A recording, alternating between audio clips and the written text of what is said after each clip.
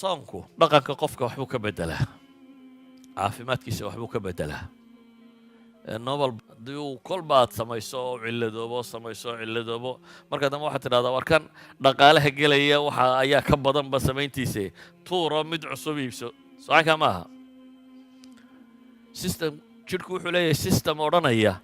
unuga marka inputkiisu ay ka badato outputkiisa energyga iyo wuxuu isticmaalaya marka uu ka bato shaqada uu qabanayo waxaa la yidhahaa unugan ha laga takhalluso waa la dilaa dabeetana markuu unugaas gaboobay ama tamar darreeyey ama cayn ka noqday la dilo inta la furfuraabaa spare part laga dhigaa jidhka haddana dib uu isticmaalaa qayb labaad baa jirta oo ah haddii unuga wax ka midi cilladoobaan masalan gaadhigii aad wadatay baatarigaa fadhiistay maxaad samaysaa ma gaadhigaad tuurtaa mise waxaad tijaabisaa inaad baatariga ka tuurto oo baatari kala geliso autophagy systemku wuxuu sameeyaa unugu marka qaybay cilladowdo qaybta cilladowday buu ka tuuraa dabeetana waa loo ribeergareeyaa qaybtii la tuurayna dib baa loo burburiyaa dabeetana waxaa laga dhigaa wuxuu isticmaali karo jidhku idan waxay leeyihiin systemkaasi inuu si xooggan u shaqeeyo waxyaabaha kiciya ee dib u soo qaada waxaa ka mida bay leeyihiin soonka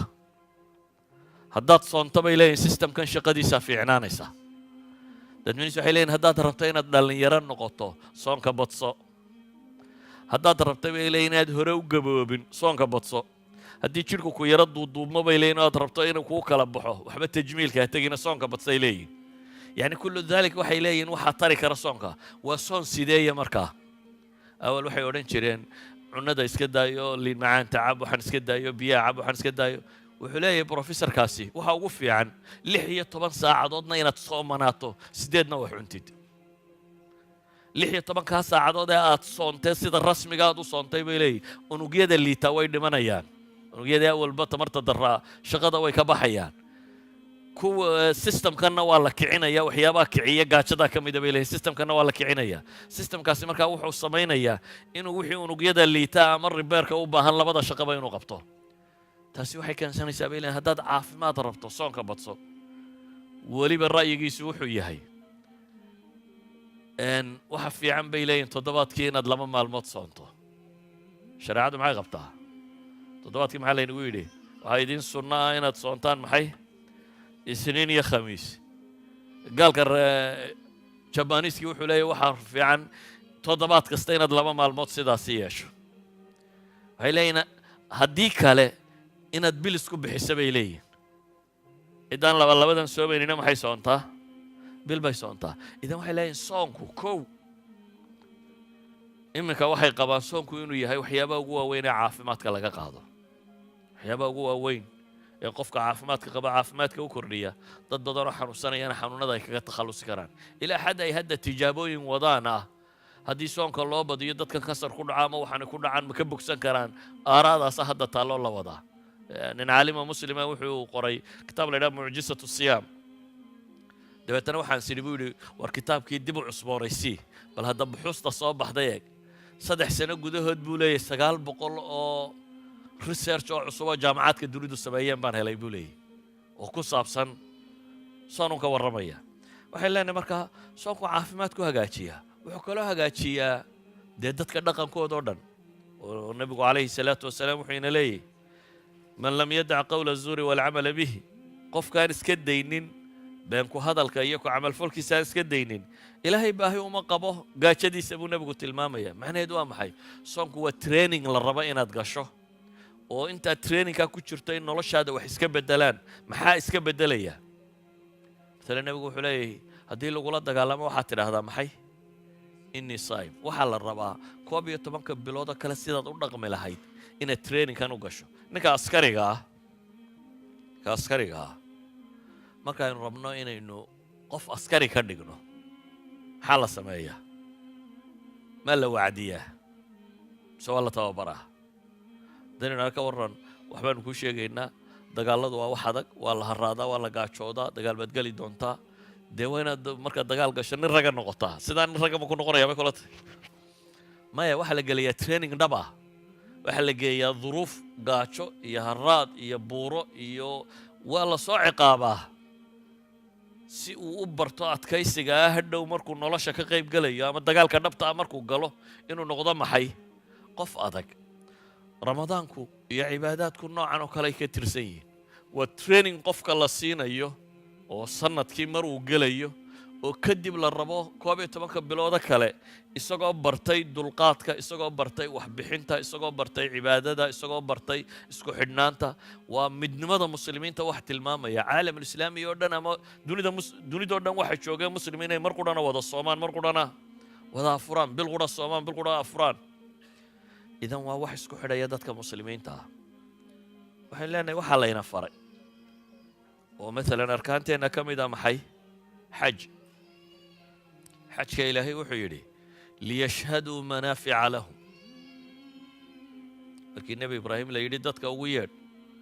ugu baaq waadin binnaasi markii la yidhi dadka ugu yeedh xajka waxaa la tilmaamay inay iman doonaan iyagoo mid bog laalan iyo mid kalaba fuushan iyo mid lugaynayaba maxaa loo imanaya xajka koowaad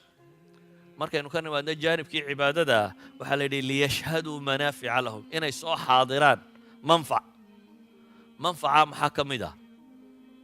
mid dhaqaalaa ka mida mid siyaasadeed baa ka mida mid akhlaaqiyeed baa ka mida mid wax kastoo ay noloshu leedahay xajku wuu koobaa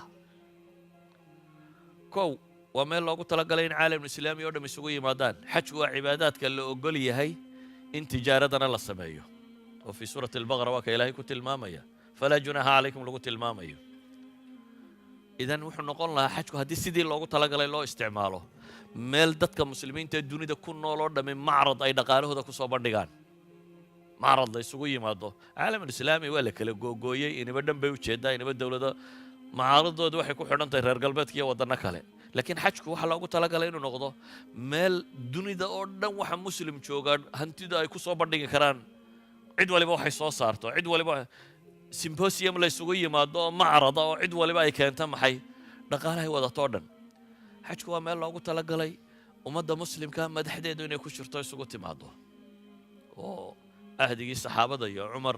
wilaayadka islaamiga dadka haysto dhan buu oran jiray kaalaya shucuubta muslimiinta oo dhan kaalaya wixii cabanaya halkaas ugu garraqi jiray wixii policy la isfaraya dunida waa shir caalami oo isugu imanayaan qaadatul umma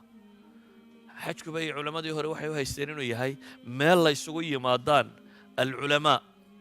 culimada muslimiinta dunida ku kala nool ee ninba fanni ku takhasusay ama aqoon dheeraad u leeyahay xajka la beegsan jiray inaad sheekh hebel kula kunto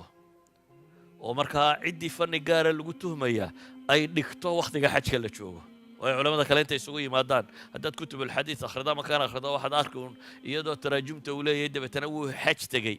halkaas wuxuu kula kulmay sheekh hebel iyo sheekh hebel iyo sheekh hebel iyo sheekh hebel oo waxa kaga soo qaatay ama waxa ka soo bartay xajku waa meel ay isugu yimaadaan aqoonyahanka muslimku way aqoontooda guud ahaan ay isku weydaarsadaan ama ku wada hadlaan waxay leenahay xajku waa meel ay shucuubtu ku practice dhaqanka islaamiga caadiga halkan marka ay joogno nin waliba guri gaar ah buu iska leeyahay حتى هذا يعرور يرير كل شوغان مركات قل كاغا قشو وضيق بهردا لا يدهدا ودا آموسا حاجكو نولول تاكا قديسن ميل با سوغي منسان بنام با دادكو دا مسيحانيا ميد شرقصانيا يا ميد سلاليا يا ميد خورينيا يا بنان كاسا دادكو دا مي ودا هردا وميل اي ميد نمادا يا سنانتو كم موغاتو لبا مرو اسكو نوعا دادكو دا مسيتا داركا waxyaabaha dunida loo qaato waxa ka mid ah bayrahay shaarla inuu noqdo calaamad astaan tabaqa waliba dhar gaar ah bay xidhataa tabaqa waliba bini'aadamka ka mid ah dhar gaar ah siyaasiyiintu dhar gaar ah xidhaan culimadu dhar gaar ah xidhaan askartu dhar gaar ah xidhaan waxay yidhaahdaan waa shaar waa astaan bay yidhaahdaan waa kuwan qolada psychology-gu yidhaahdaa dharka ma inaga xidhanna mise isagaa ila xidhay yidhaahdaan tajriba Bristol University ay ku sameeyeen oo tajaaribta caanka ah arday jaamacadeed baa waxa la geeyay xabsi dabeetana waxa la yiri waxa la rabaa qaybina inay maxaabiis noqoto qaybina askari jeel noqoto waxa la rabaa bal psychology-da bini'aadamka waxa iska bedelayaan in la daraaseeyo qaybna maxaabiis baa laga dhigay qaybna askari jeel baa laga dhigay waxaa loogu talagalay inay tajribadu socoto 14 maalmood laakiin dhowr casho markay socotayba waa la joojiyey waayo wax hayru caadiya ka soo baxay waxay yidhaahdeen behaviorkii ardaduba wuu isbedelay markii horena volunteer bay ku galeen walidaalika bay waxay yidhahdaan dadku war dharka ma inagaa xidhanna mise isagaa ina xidhaa si kale aan kuu tilmaamo haddaad iminka khamiis iyo cumaamad xidhato oo suuqa martid waxaad soo odhanaysaa kubad ma cayaaraysaa waxaad soo odhanaysaa war nin weyn baa tee dadku kula yaabin ee sidii waayeelka u soco haddaad se adigoo garan yaroo gacmogaaba sita iyo surwaal labada low jooga hadday kubadda kuu soo laadaan inaad gashaabay u badantay waayo waxaad soo aragtaa inaad tahay yani qofku wuxuu matalaa had iyo goor waxa uu rabo inuu actionka uu rabo inuu qaato dharku waxay yidhaahdaan markaasi waa astaan tilmaamaysa waxa gudahaaga ku jira waxa gudahaaga ku jira ayuu korkaaguna u eeg yahay saa daraaddeed baa waxaa la yidhi xajka markaad tagtaan dhar isku wada nooc aan dawaarba lahayn qaata dee dabaqada maalqabeennada iyo dabaqada siyaasiyiinta ee dhar gaaray xidhan jireen soo maaha kuwa masaakiinta waxaa la yidhi isku darsama dhammaantiin halkan waxaa lagu barayaa dadka muslimiinta inay siman yihiin inaan madax iyo culamo iyo mijo iyo masaakiin iyo mid wax haystaa midna jirin ee dadku inuu siman yahay laba go'oo cadcad qaata bannaan qura wada seexda bannaan qura istaagoo ilaahay ku wada barya everythingna waa kuyu adigu 5 milyan oo qof meel ay isugu timi qiyaas cunadu waa kuyu kaadidu xataa waa kuyu إلا دتكم مربى وذا كعيان مربى سلادة وذا تكره واحد والبنا ولا شكو يوبا لو قليا وترينينج رسمي يوقف كلا برا يوم حي إنه قف مسلم النقطة وماشى لو برتمر كا إيثار كا يسكو هرومرنتا ين حريستا يو قف كتشلع سنين لا تاجر يو حستار كا يو وحلا الربا أخلاقيات كان نظري كا إنه إسلام كمركو هرلا ينوشة جاي وضل قادر وعين كان ma dul qaadanaysaa ma ogashay adigoo kuyuu maanta oo dhan ku soo jiray oday miskiin oo dhacdhacaya markuu yimaado inaad tidhaahdo gal dul qaadanaysaa ma iska horu marinaysaa waa meel loogu talagalay qofku inuu dhaqanka islaamiga ee dhabta ah si practicala uu tajribeeye uu soo barto saa daraaddeed waa mudaahara caalamiya waa meel intay muslimku isugu yimaadaan identitygooda ay caddaystaan meel kastoo la istaago tawxiid ba ka dhawaaqaya labayk allahuma labayk لبيك لا شريك لك لبيك إن الحمد والنعمة لك والملك لا شريك لك وإسلوغن للربو دوني دا مسلم كوردن إني موشيان دوني دا كلا يوشيغان 5 مليون وقف انت ميل سوغي مادان إني إسلوغن قوڑا قاضيان وحقوڑا ودا قاضيان وحقوڑا كوهيسيان وحقوڑا تلماميان وميل قو موشيان مدنمدا ومدى مسلامي إذا وحينو تلمامينا لنا هاي حجك waa meel waa siyaaxa haddaad tuurist rabto tuurisimka xagee la tagaa dadku مثلا imka waxaad maqlaysaa masar baanu tagnaa ahraamtii baanu tagaa ahraamta ma taqaanaa waa xabaalihii faraacinada nimankii rab baanu nahay lahaa meelahii ay dadka dhan ummad dhan bay addoonsadeenoo ku tala galeen inay xabaasha lagu aasi doono madaxweynaha in la dhiso ahraamtan aad arkaysaa waa xabaalo waa xabaalihii loogu tala galay boqoradan iyo dadkan lagu aaso marka intaad lacag ka bixiso ayaa waxaad tegaysaa maxay xabaashii fircoon ama waxa lagu odhanayaa qalinkii Shakespeare wax ku qori jiraad soo arkaysaa dad London u dhooftaan oo museumka tagtaan baa lagu odhanayaa museumkan lacag baa lagu galayaa maxaad arkaysaa qalinkii Shakespeare ama kursigii Shakespeare ama boqortooyadii Victoria waxay ku fadhiisan jireen waxaad arkaysaa haddaba muslim baa tee ma rabtaa inaad soo aragto awwalu bayt dunida laga dul dhiso cibaado loo dhiso إن أول بيت وضع للناس الذي ببكة با إلهي لي أدون كان ينكون لقرية كواد اللورد لسه عبادة إلهي اللي عابد أيوه وقرية كويال با إلهي لي مكا إيشان كعبدا دادكو نجح مدوبة مودان مردا مدوبة سارن ورواقل مش واقل يرونسن ولا عادية حجر الأسود كنا ماشي يرى لأنه كان يو كورها سكوتشرا لكن واقل عادية الباب له الله فرو الله قالي كرو اللي قلت كرو سادرادد با إلهي وحلي أول بيت وضع للناس مرة بتا قرقي كواد الدنيا دا لغان دول دسو إلهي لغو عابد يواكا مثلا النبي عليه الصلاة والسلام وحت المام مسجد خيف القرد قحطور كمساجد قدين عيسى كويا الله تضبات النبي با مريب النبي قولي تضبات النبي ميل تضبات النبي كنت كتايا مرتين مرتين دركت ma rabtaa dhulkii nebi maxamed mari jiray calayhi salaatu wasalaam ama cumar iyo abibakar iyo saxaabadii ay mari jireen ama waxaad culamo maqashay shaafici iyo maalik iyo raggii ragga ahaa dhulkii ay mari jireen ma rabtaa inaad soo aragto ma rabtaa taariikhdii islaamiga ahayd inaad dib u daraasayso waa siyaaxa waa tuuristu qofka muslimkii meel uu tuurist tago waa meesha ugu fiican oo taariikh dhan oo islaamiya oo uu dib u soo daraasaynayo waa meel ay isugu yimaadaan been leeyahay rijaalul acmaal maalqabeennada iyo dadka projectska watay wax kala iibsanaya idan waxaan leenahay cibaadaadka markaynu sidaa u eegno intaynan gaadhin aakhiro iyo aakhiro maxaa lagu helayaa intaynan tegin aakhiro ilaahay wuxuu inoo ballan qaaday in janno lagu helo naarna lagaga baxsado waana shayga ugu muhiimsan ee aynu raadinayno oo soonka aad caafimaadid maaha danta koowaad aynu ka leenahay danta koowaad aynu ka leenahay waxa weeyaan maxay aad ilaahay ku caabudid oo alle ugu dhowaatid waxaynu cibaadaadkan oo dhan u samaynaynaa inaynu ilaahay ku xusno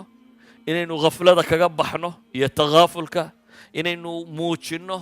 baahidaynu alla u qabno iyo saynu foqoro u nahay iyo ilaaha haniga ee raxmaanka ee raxiimka inaynu barino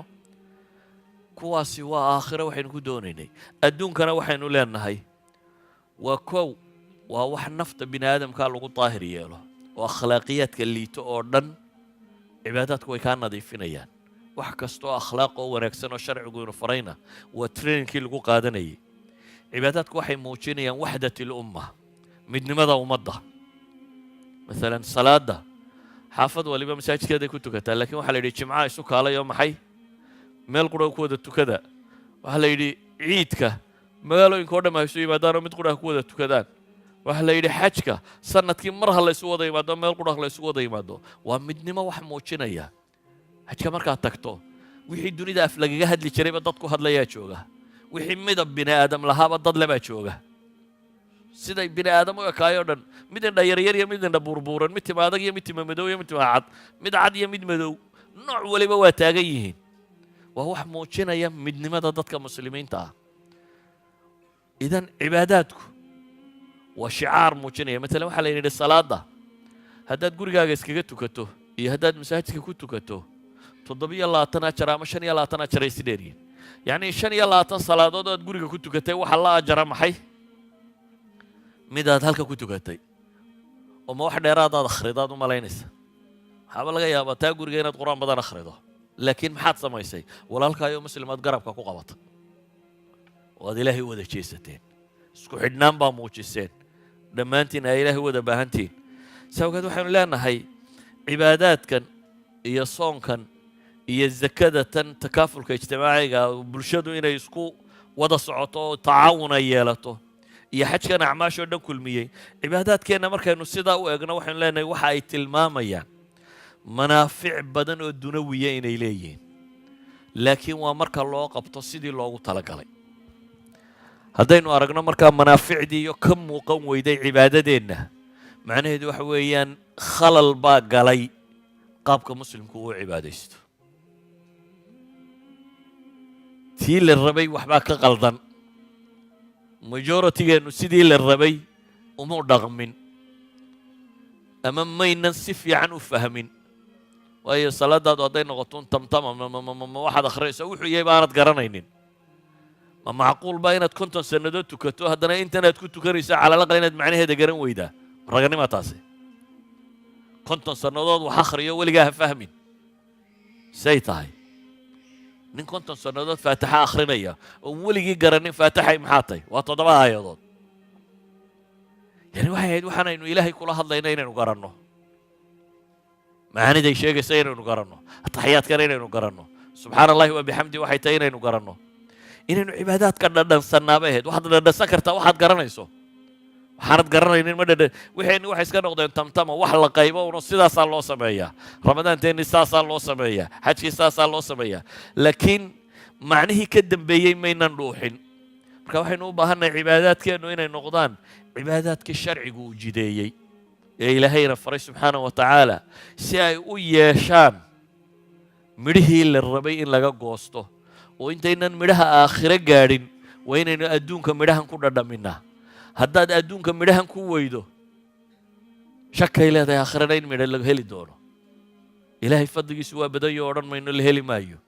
laakiin waa astaanaan qurux badnayn waa inaynu hellaa midhihii adduunka marka waxaan uga dan leeyay darsigan oo dhammi wuxuu yahay war islaamnimadu iyo cibaadaadka ilaahayna faray ilaahay wuxuu leeyahay diintan waxaan u soo dejiyey limaslaxatikum idinka dantiin looma soo dejinin diinta in laynugu ciqaabo ramadaan baa ilaahay ka hadla markaasaa la leeyahay liyukhafifa cankum in laydin fudaydiyo noloshaa la rabaa cibaadaadkani ilaahay wuxuu leeyahay waa system nolosha aan idinku fudaydinayo ilaahay haddaynu caabudno iyo haddaynan caabudin midna wax u kordhi maayaan cibaadadeenu waxba ilaahay tari mayso laakiin innagay manfac inoo leedahay manfac dunawiya iyo manfac aakhiraba si awgeed waxaan leeyahay cibaadadka waa inaynu u samaynaa si ay u muujiso oo dunida korkeeda aan ugu helno manaaficdii ilaahay iyo rasuulkiisu ay ku sheegeen aakhirana markaasaynu rajo weyn ku qabnaa inaynu ka heli doonno manfaca lagu sheegay tawxiidkana isaga gaar baan uga warrami doonaa sala allahuma calaa muxamedin wacala aalihi wasaxbihi wasalam walxamdu lilaahi rabbi alcaalamiin